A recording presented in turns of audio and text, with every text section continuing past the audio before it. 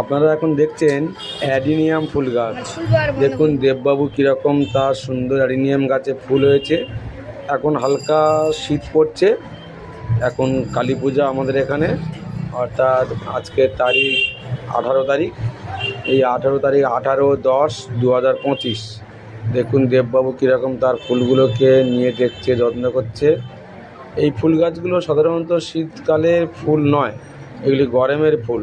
কিন্তু যদি আপনি একটু জল শুকিয়ে দেন, দেববাবু গাছটা তুলে নিয়ে গেলেন, দিয়ে দেখছে যে ওই গাছটিকে রোদে রাখতে হবে, তাহলে ওর আবার ফুল হবে।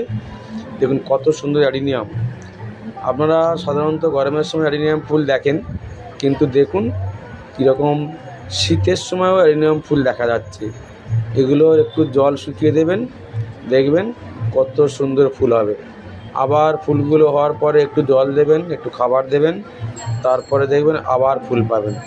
অ্যাডিনিয়াম ফুল আমরা শীতকালে পাই না, কিন্তু দেখুন কত সুন্দর অ্যাডিনিয়াম ফুল। ধন্যবাদ।